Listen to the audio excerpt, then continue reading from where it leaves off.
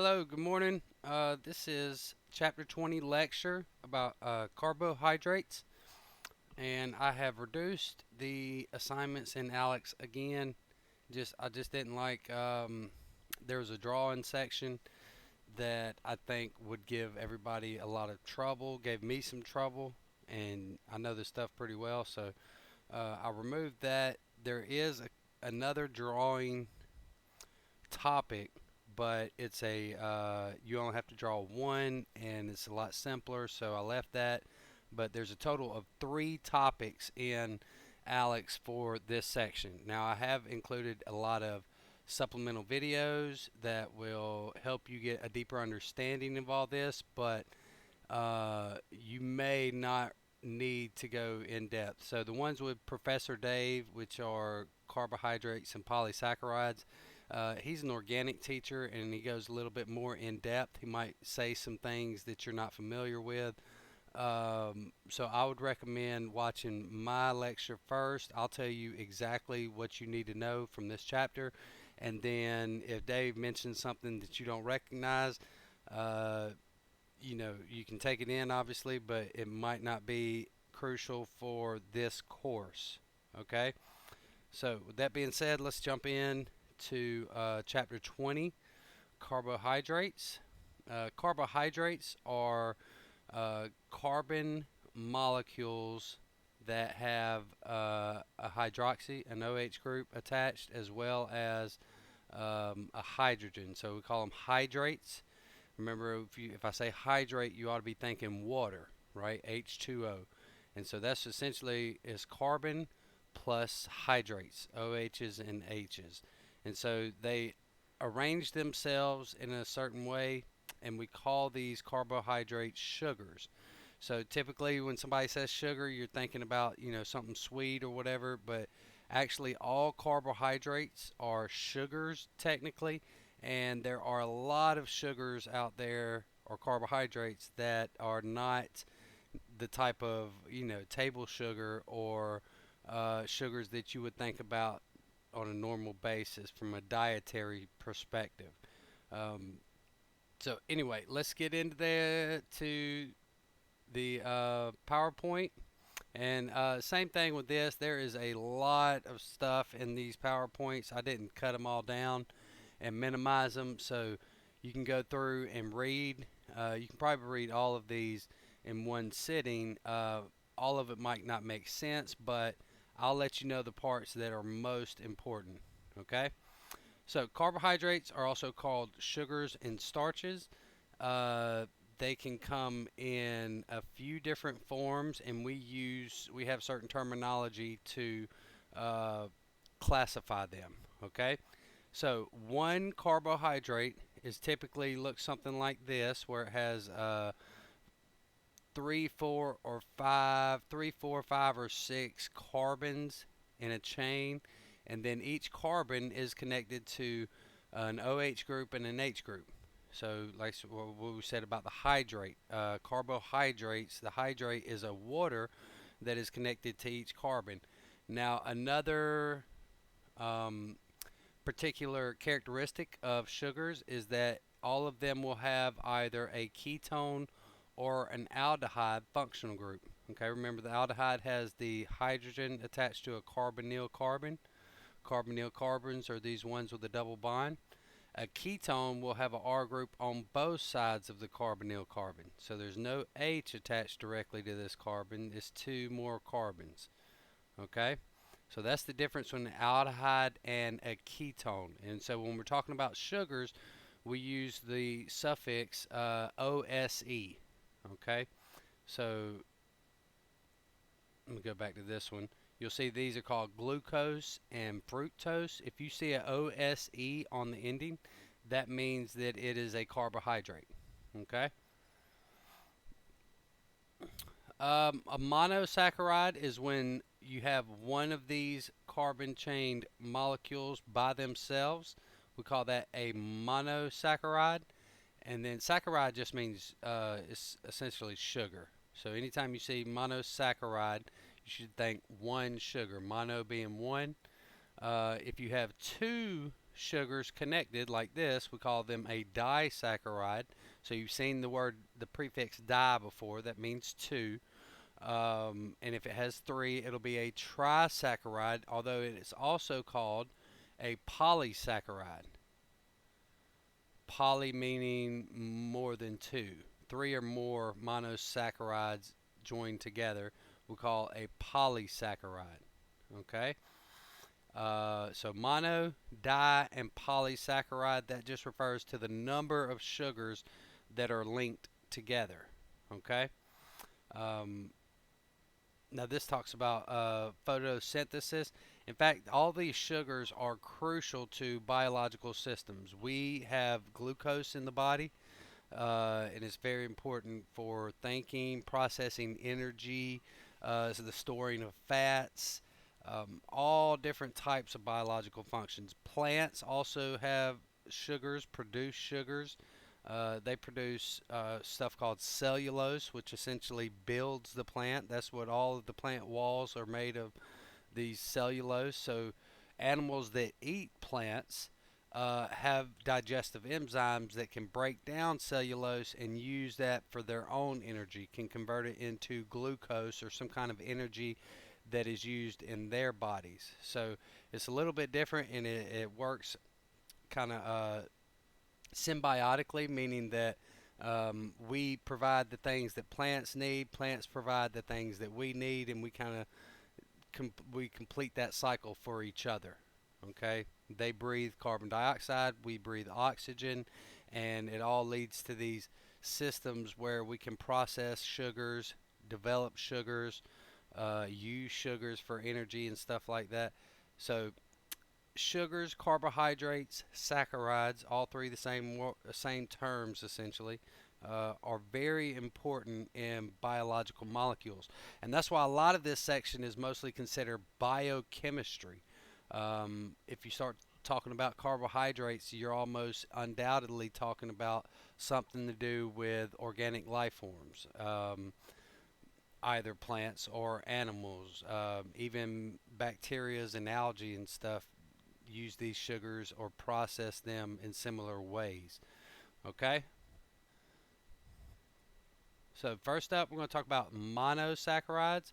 Monosaccharides can have between 3 and 6 carbon atoms, and we'll give them names based on how many carbon atoms are in there. Okay? So, the first part of the name is whether or not it has an aldehyde or a ketone. Okay, so if it has an aldehyde, we call them aldoses. If it has a ketone, we call them ketoses. Okay,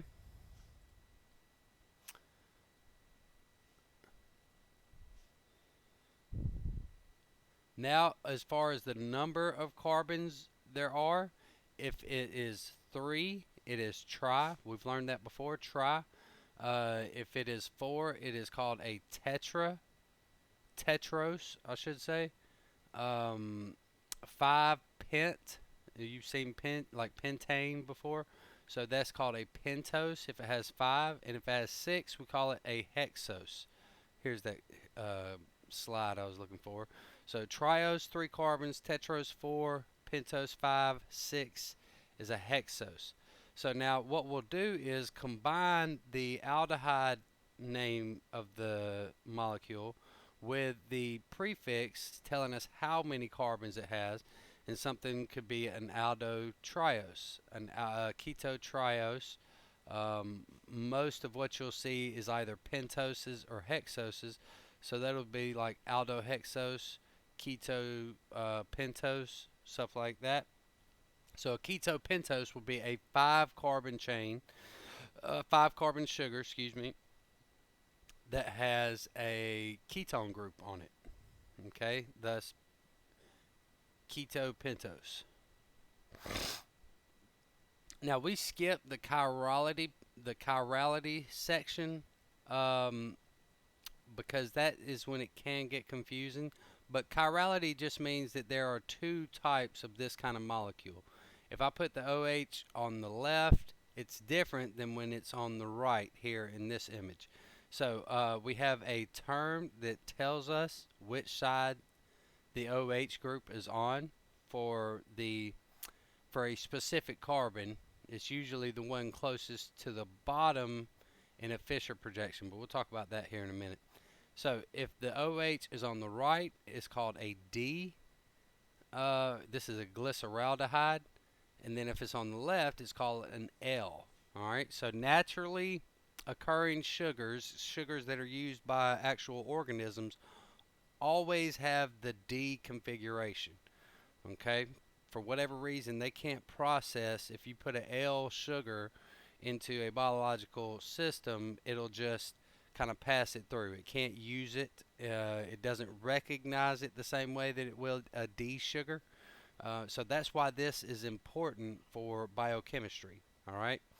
Now we call this chirality because they're a mirror image of each other, but they are non-superimposable, meaning that there's no way for me to flip it and make it the exact same molecule. If I flip it, the OH is a dashed wedge as opposed to a dark wedge. Okay, you see how these are dark and dashed? That means that the dark is coming out of the screen and the dashed is going into the screen if you were thinking about it three-dimensionally. But we skipped all the chirality stuff, so I'm not going to question you on that, but I do think it's important that you know there's a difference between the D and the L forms of sugars. Okay? Now, let's talk about the way that they're drawing these different things. I just mentioned the wedge and the dash. These are called Fisher projections. So there's two mainly two different ways to express carbohydrates in a drawing. Okay, the first would be a Fisher projection, and it looks a lot like this here, the glucose and fructose at the bottom of the screen. A Fisher projection lays everything out, 90-degree angles, right? Straight line coming down the carbon chain, and then all of your H and OH groups come off to the right and left. Um, the chiral center that we were talking about is usually this bottom one. Okay, this bottom carbon, if the OH comes off to the right, it is a D, and if it comes off to the left, it is an L. Let me go back to that picture of the D and L. Okay, see here, I'm at the next to the bottom carbon. If it comes off to the right, the OH group I'm talking about, if the OH comes off to the right, it's a D. If it comes off to the left, it's an L. Think L for left. All right, but it has to be drawn in that Fisher projection for that D and L to mean anything right there. Now there's another projection that we use to represent a cyclic monosaccharide. Okay, it's still talking about the right and the left, so you should be good on that. Just remember L is left, OH is on the left, that's a L glucose. OH is on the right, it's a D glucose. Okay. All right, so glucose. Now, knowing particular characteristics of these different sugars is going to be very important. So I have, let me check what, I'm on slide 10. Let me come back to that. I've put some extra images on your Cougar View, and it just kind of represents some of the most used uh, sugars in biochemistry. Okay, this is actually not a great one. Glucose, galactose, and mannose are all something that you will see kind of often. Now, these are 6 carbon sugars. There's also very important 5 carbon sugars, pentoses. So you're going to want to pay attention to those as well. Now, this other link that I put on there is for Hallworth projections, which is this way of representing the sugar. These are also very important. Fructose, this looks like ribose here, something like that. I can't make out the image, but this site is actually pretty good. So you've got several images that can kind of help you determine or just help you have a visualization of these different kinds of sugars. I'm going to click on this and see if it doesn't pull up. Image not found. So what I like to do is just type in whatever sugar that I'm looking at. I type in on Google. So let's say fructose. Go to images. Well, here's an image of the Fisher projection here and then the Hallworth projection there. So I haven't really gotten there yet. I'll come back to that when we mention this other way to draw out sugars. All right, let me pull back up the PowerPoint.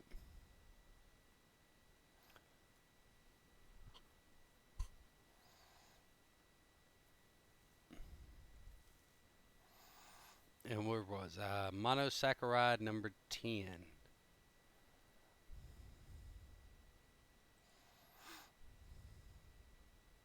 All right. So, and I say all that just to know, just to mention that a lot of these sugars you're going to need to know a little bit of information about. Glucose, for example, is a blood sugar. It's most readily noticed by people with like diabetes and stuff that can't regulate their blood sugar very well.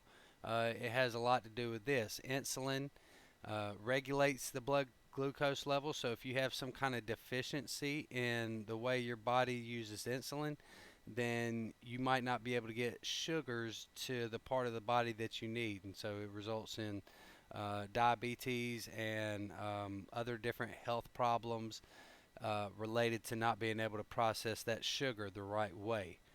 Okay? So, glucose is a very common biological sugar that you'll need to know a little bit about. And when you get into Alex, it'll ask you certain questions or have you identify the most common type of sugars. And it might have you identify them based on, what they do in nature or what they do in the body. Um, Galactose is a component of some disaccharides that are very important, like lactose. You heard people say lactose intolerant. That means they can't process lactose very efficiently. Okay, and so it builds up and it creates uh, gastrointestinal problems and stuff like that. All right, so galactose is also a very important biological sugar. Fructose, which you've heard, I'm sure, before, that has like high fructose corn syrup. So it's another kind of sweet tasting sugar, uh, and it can be found in all different types of disaccharides where you build something together, and then it can also be broken down um, and used somewhat as energy, but it's not probably the main ideal form of energy for the body. As we talked about, glucose is probably the most common blood sugar. All right, so yeah, just some little facts about different monosaccharides that might be important or that you might need to know.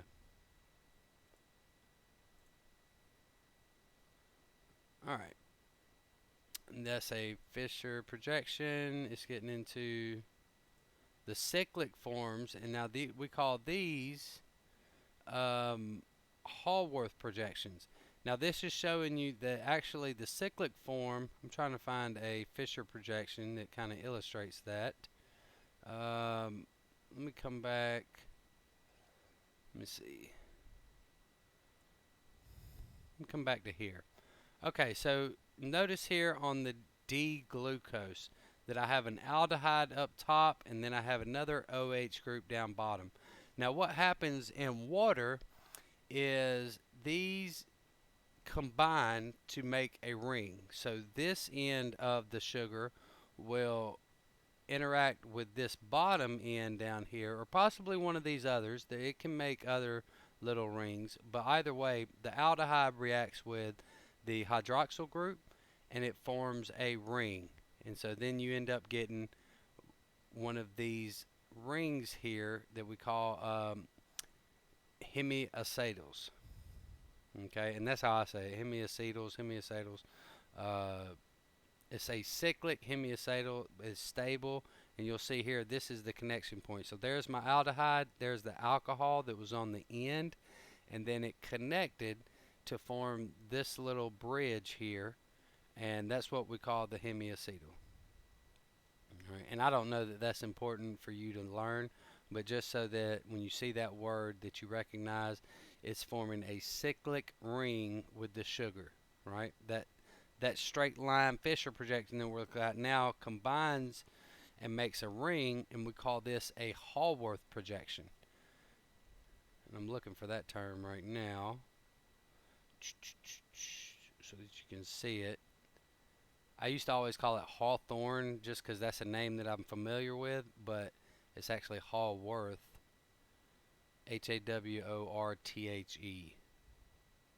And this just shows you how you rotate the Fisher projection and connect the aldehyde and the hydroxyl group, and so that all the OHs are facing the right way.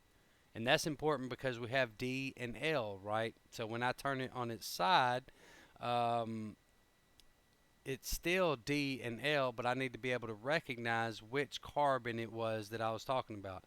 Typically, it's carbon 5, and if it goes up, it's a D. If it goes down, it's an L. Okay?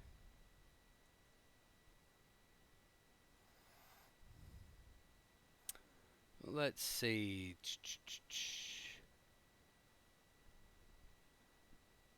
I guess I need to back up. Most everything that you'll deal with in nature, as I said earlier, is a D form of the sugar.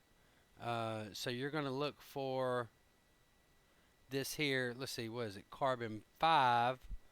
Uh, you'll try to, for hexose, I should say, for anything that's 6, you'll look for carbon 5 and then see which direction that's facing. But I think most of what you're going to deal with is going to be a D, so it's going to be coming up. Now, another terminology that we use is for this number 1 carbon, right? The one just right of this oxygen that's in the ring. If it comes down, we call it alpha. That's this Greek A here. And then if it goes up, we call it beta. And that's that Greek B. All right. And there's the word I was looking for. Hallworth, no E. Okay, Hallworth projections just means that it's in this ring form. Okay?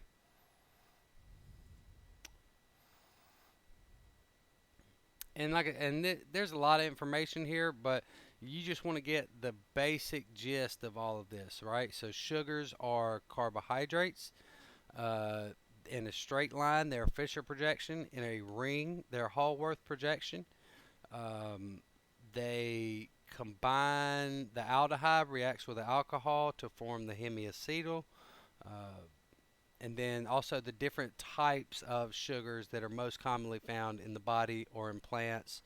And you'll see more of that when we start talking about polysaccharides, because a lot of these things have bigger functions than just the simple sugars that we might use for energy or whatever.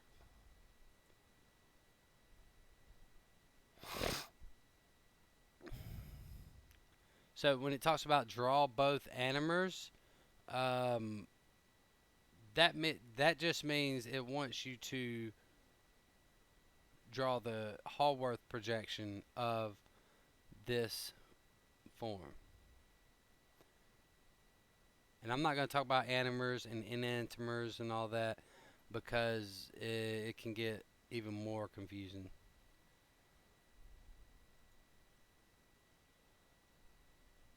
So, but I will mention this. So look here, you see how you have an alpha anomer and a beta anomer.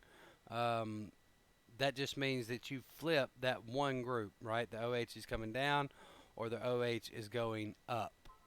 And so if it's coming down, it's called an alpha. If it's coming up, it's called a beta.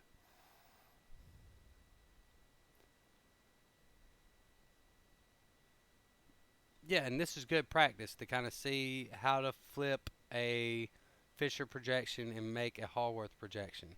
So I'd recommend going through that, making sure that you get the OH groups going up and down the way that you want to. Um, but I don't think there's anything in Alex asking you to do that. It is good practice, though, to get familiar with Fisher projections, Hallworth projections, how they are written, and then how they're named. right? Alpha D fructose. Alpha meaning the OH group's coming down. D meaning this carbon is above the plane on the left side. I can't go over there without bringing up that arrow. Here is a beta D fructose, meaning that the OH group is coming up. And then you'll notice that fructose, although it's in a different ring, a 5-membered ring, it has an extra carbon down here. So there's 1, 2, 3, 4, 5, 6 carbons. It would still be a hexose, but it's in a different form because the reaction occurs higher up on the Fisher projection. Okay? So sometimes it's important to distinguish those differences.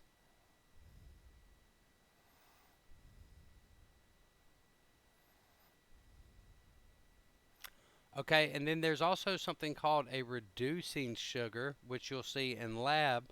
Reducing sugar just means that it has an aldehyde group present. Okay, so if there's a ketone, you can't reduce anything. Okay, but this aldehyde with the extra H there allows it to be reduced using something called a Benedict's reagent, and it'll turn this copper, I forget what it is, copper chloride, something like that.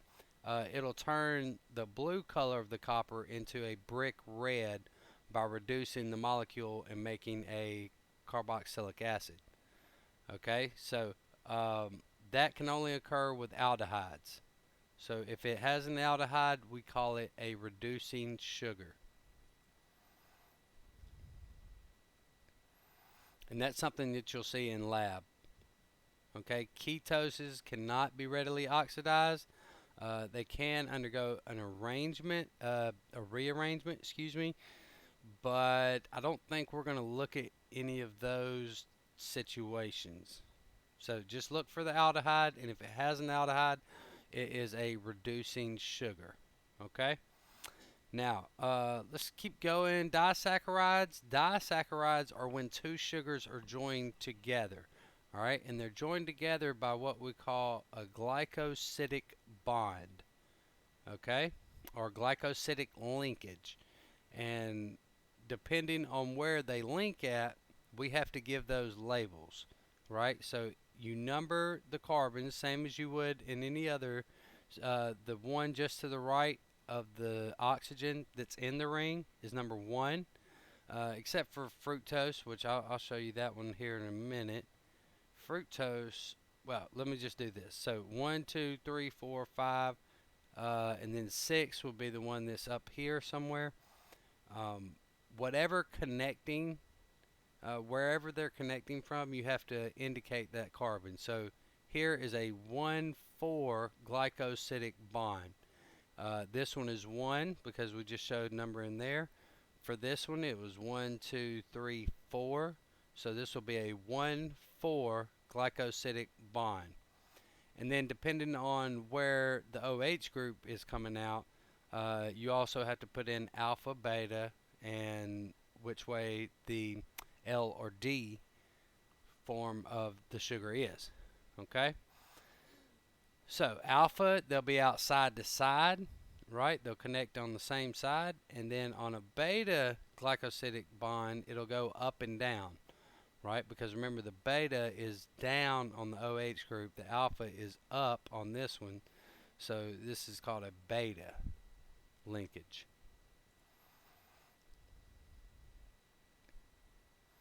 And then there are common disaccharides that have their own name. So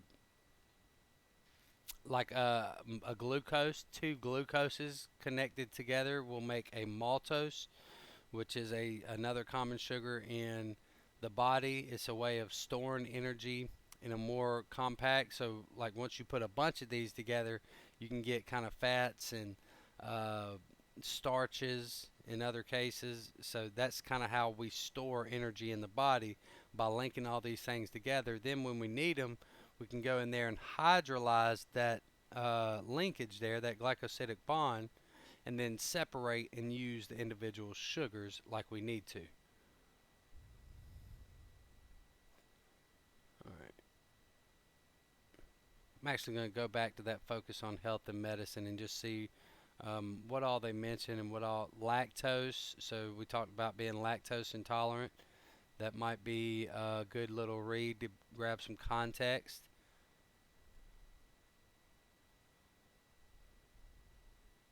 Sucrose, table sugar, right? That's a key word.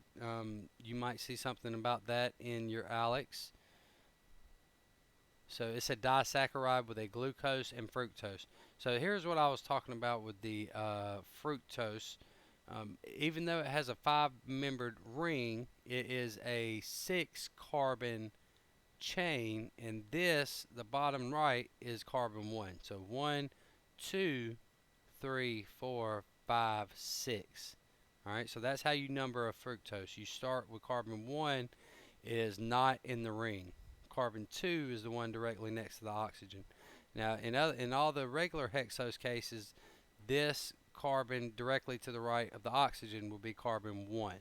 Okay, so I hope I don't lose y'all there, but I just wanted to mention that so you didn't get confused on Alex. Yeah, and it just talks about common disaccharides that we see in the body or that we use in our diets, and we can use them because the body can break this down and create a fructose and a was this a glucose? I guess. No, that's yeah. I think that's a glucose.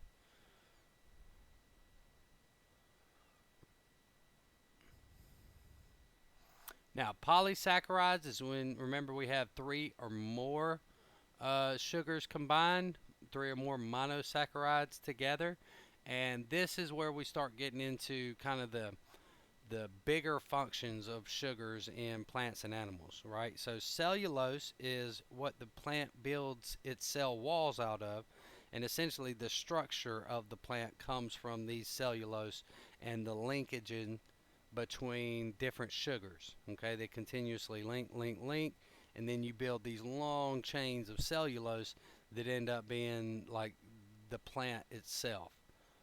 Okay, here's an example of cellulose. You see how it stacks up nice and smoothly. These are beta linkages because they come up and down. Um, they're on the opposite side of each other, right? This one comes down, this one comes up. Cellulose is a very common one. Starch is a very common one. And in fact, that's where we get a lot of our dietary carbohydrate.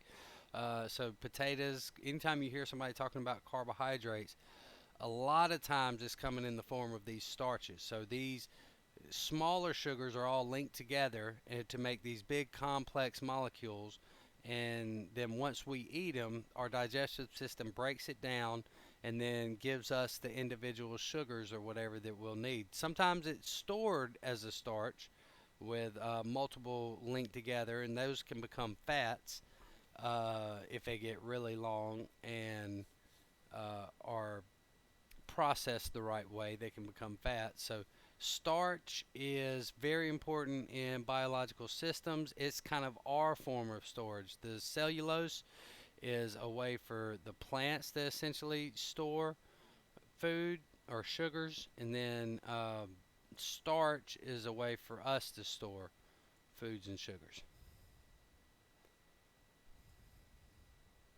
And as I said, we got this kind of symbiotic relationship. We function a little bit differently, but it helps to provide for the other one, right? Animals and plants uh, use these sugars differently, but that's by design.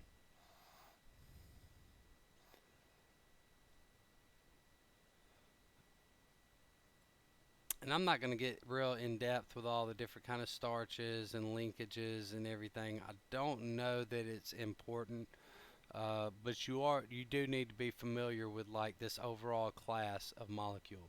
So a starch, cellulose, and now glycogen. Glycogen is another form of storage for animals, um, and this is kind of how we separate glucose, right? So when glucose is needed for energy, those units have to be hydrolyzed from the ends of the glycogen polymer. And I'm hoping it gives me an image of what a glycogen looks like. Yeah, so this is a good example. Not the best picture I've seen, but this is a picture of glycogen, and you see how many glucose molecules are in here.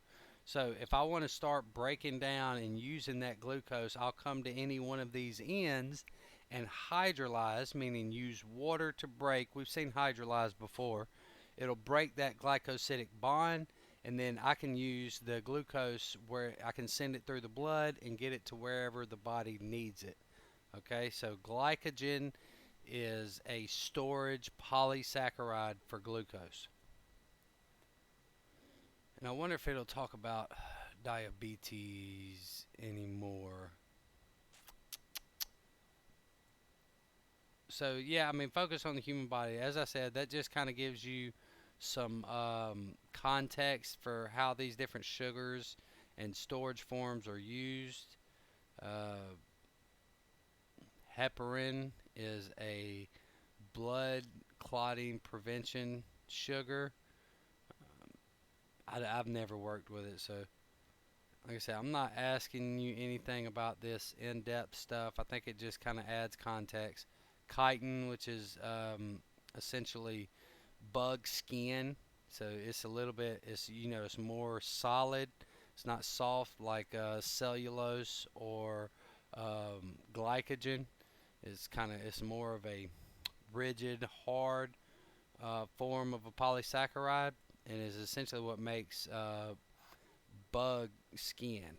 Chitin is like what bug skin is, that kind of hard, um, resistant material that like I don't know. I'm thinking about like a roach or something. It has that hard exoskeleton.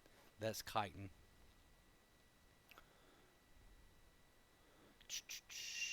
Okay. I think that's going to be good for you to get through Alex. There's only three topics in Alex. One of them has to do with name, like being able to draw a name. Say I give you an Aldo, draw me a Aldo Pintos, right? So Aldo Pintos was a aldehyde with 5 carbons. So you need to be able to draw like a Fisher projection of an Aldo Pintos. Another one asks about common sugars like glucose, cellulose, starch, stuff like that. So you might need to be able to refer back to this. Like I said, I've included some videos and pictures on your Cougar View that I think will help in most of these cases. Some of it you'll have to research yourself. So I would do just like I did here. If they ask something about fructose, go type it in, check out the images, maybe read some information on it, and see if you can't figure out why, what it's used for, or how to draw it. Okay? So I think that is it for today. We've just got one more section left. I'm falling a little bit behind, but I should get this done tomorrow for chapter 21 on amino acids, proteins, and enzymes. So let me know if you have any questions. I'll be around most of the week. We're getting ready. I'll make an announcement about the practice exam and the midterm, which is coming up starting. Midterm starts on Monday of next week, and then I'll have the practice exam up and running by Friday. Okay? So you can work on the practice exam over the weekend. I'll grade them all and return them Monday morning, and then you can get started on your real exam whenever you're ready. All right. So yeah, email me if you have any questions. I'll see y'all later.